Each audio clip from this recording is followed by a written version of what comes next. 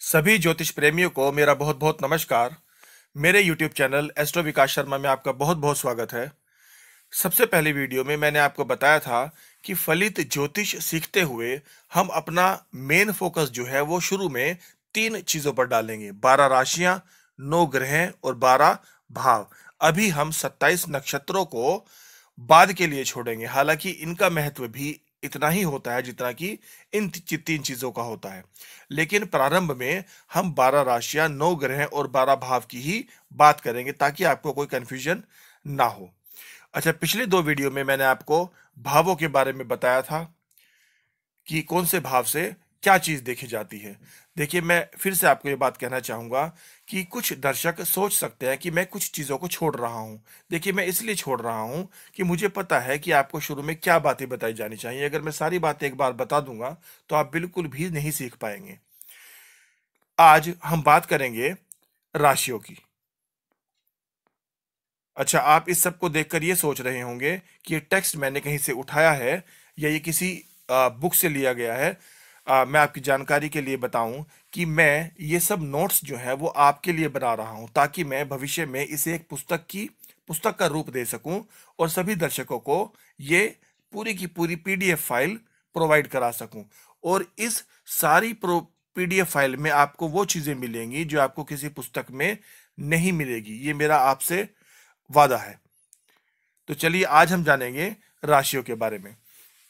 ये सबको पता है कि राशियां 12 होती हैं: मेष राशि, वृषभ राशि, मिथुन राशि, कर्क राशि, और 5वीं राशि होती है सिंह राशि। छठी होती है कन्या राशि, 7वीं तुला, 8वीं वृश्चिक, 9वीं धनु और 10वीं मकर, और 11वीं कुंभ राशि और 12वीं मीन राशि।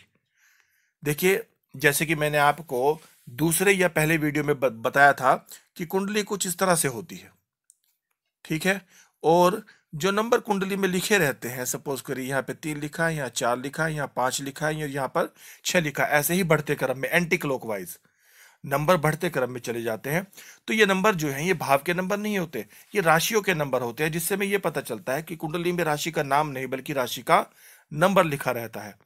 तो अगर हमें ये पता चलता है तो हमें ये भी पता चलेगा, हमें ये भी पता होना चाहिए कि राशि के नाम के साथ साथ उसका नंबर उससे भी ज्यादा महत्वपूर्ण होता है। हमें पता होना चाहिए कि पहली राशि जो है वो जहां पर 1 लिखा हो तुरंत हम बता दें कि वो मेष राशि है, 2 लिखा है तो तुरंत बता दें कि वृषभ राशि है, 3 लिखा है तो तुरंत बता दें कि वो मिथुन राशि है, चौथे पे कर्क, 5वें पे सिंह और छठे पे कन्या, 7वें पे तुला, 8वें पे वृश्चिक, 9वें पे धनु, 10वें पे मकर, 11वें पे कुंभ और 12वें पर मीन। तो इस तरह से आप अपना टेस्ट ले सकते हैं खुद भी। जैसे अगर 3 लिखा जाए तो आपको पता होना चाहिए कि मिथुन राशि है, 5 लिखा जाए तो आपको पता होना चाहिए कि सिंह राशि है, 7वां लिखा जाए तो आपको पता होना चाहिए कि ये तुला राशि है। अब थोड़ा सा राशियों की विशेषता के बारे में बात करते हैं। देखिए, विशेषता, आप इसका स्क्रीनशॉट ले सकते हैं या आप इसे पॉज करके पेन डाउन भी कर सकते हैं, किसी डायरी वायरी में आप इसे नोट कर सकते हैं। सबसे पहली राशि मेष राशि होती है।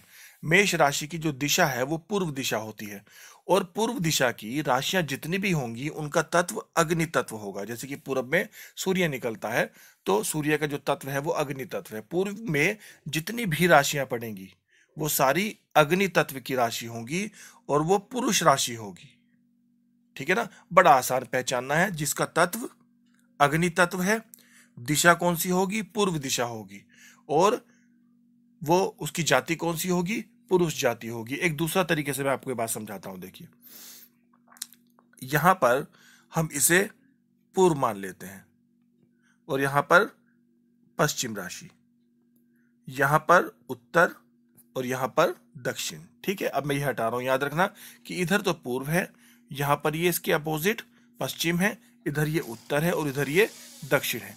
अब दोबारा से बनाते हैं, छोटा बनाऊंगा ताकि स्क्रीन पर आ जाए।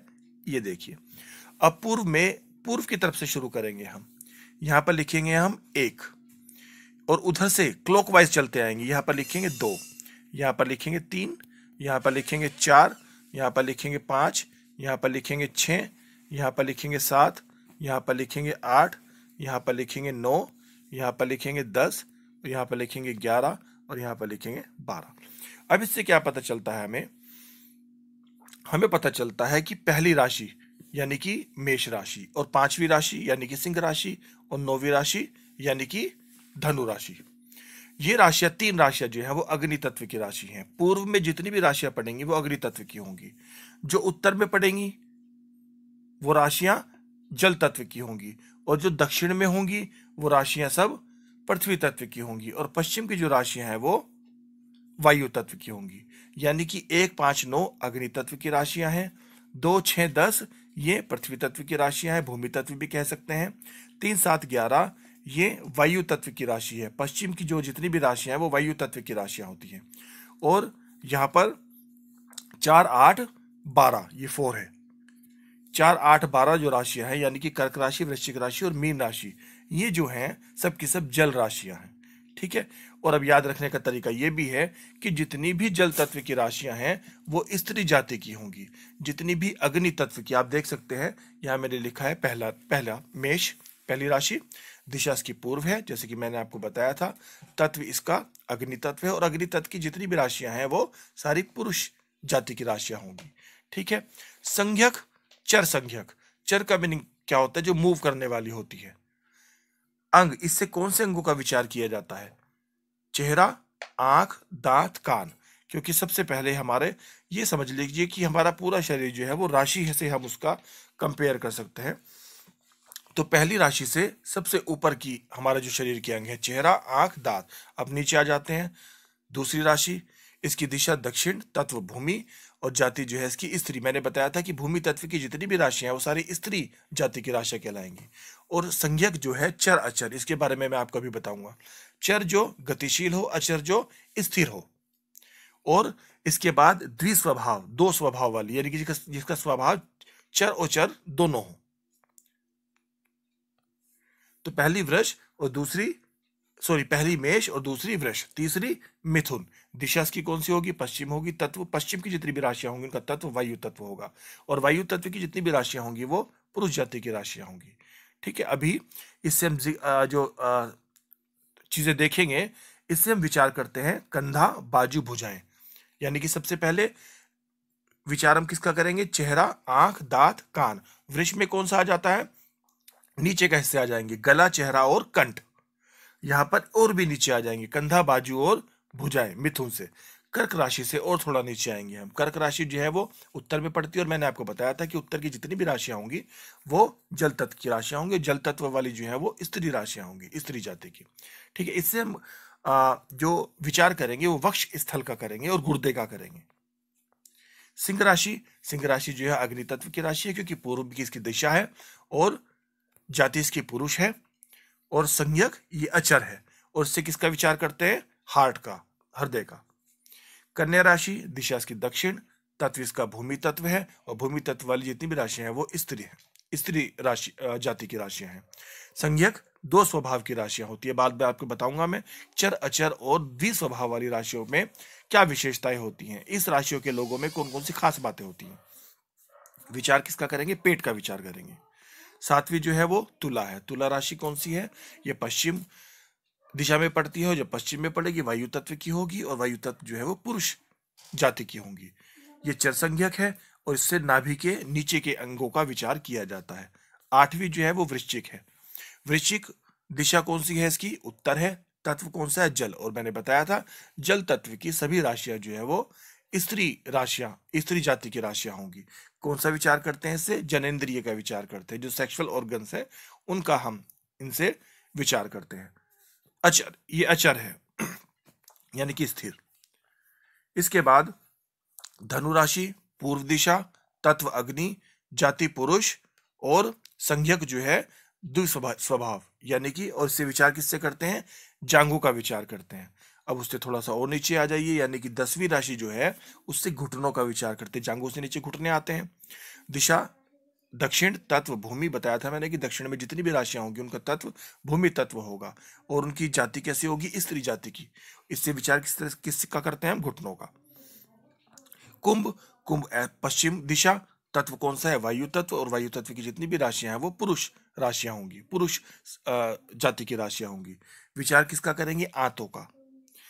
मीन राशि, दिशा कौन सी होगी? उत्तर, तत्व कौन सा होगा? जल, और ये स्त्री जाति की राशि है, और इस पे जो है हम पैरों का विचार करते हैं। ठीक है, अब मैंने आपको बताया है, देखिए अभी तक तो हमने नाम से राशियों को याद किया था। अब याद रखना अग्नि तत्व की राशियां कौन सी हैं, 1, 5, 9, यानी कि मेष राशि, सिंह राशि और धनु राशि। पृथ्वी तत्व की राशियां कौन सी होंगी, 2, 6, 10, यानी कि वृष राशि, कन्या राशि और मकर राशि। वायु तत्व की राशि कौन सी होंगी, 3, 7, 11, यानी कि मिथुन राशि, तुला राशि और कुंभ राशि। जल तत्व की राशि कौन सी होंगी, 4, 8, 12, यानी कि कर्क राशि, वृश्चिक राशि और मीन राशि। अब जितनी भी अग्नि तत्व की राशि है उनकी दिशा कौन सी मैंने बताई थी, पूर्व। जितनी भी पृथ्वी तत्व की राशि है मैंने उनकी दिशा कौन सी बताई थी, दक्षिण। और जितनी भी वायु तत्व की राशि है उनकी दिशा कौन सी बताई थी, सॉरी, पश्चिम। कौन सी बताई थी, पश्चिम। और जितनी भी उत्तर जल तत्व की राशि है उनकी दिशा कौन सी होती है, उत्तर दिशा। ये आपको पता चल गया होगा। ठीक है, आप इस तरह से इसे याद रख सकते हैं। देखिए शुरू में हमें याद रखने के लिए कुछ तरीके निकालने पड़ेंगे, लेकिन बाद में जब आप अभ्यास करते रहेंगे तो आपको सारी तरीके जो है वो पीछे छोड़ देंगे और आपको ये जबानी याद हो जाएगा। अच्छा, चर अचर और द्विस्वभाव राशियों के बारे में मैं आपको बताता हूं। देखिए सबसे पहले हम कह सकते हैं, अगर हम लिखें 1, 2, 3, 4, 5, 6, इस तरह से ले लीजिएगा आप। पहली राशि चर, दूसरी राशि अचर, ये तो आप कर सकते हैं चर अचर। और तीसरी राशि जो है वो द्विस्वभाव, द्विस्वभाव।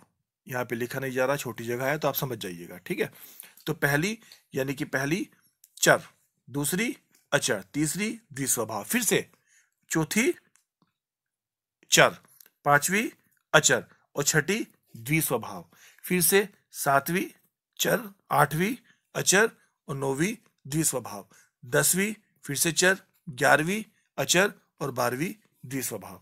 तो इस तरह से ये लिखा हुआ है इसमें कि चर राशियां कौन कौन सी होती है, मेष पहली, चौथी, 7वीं और 10वीं।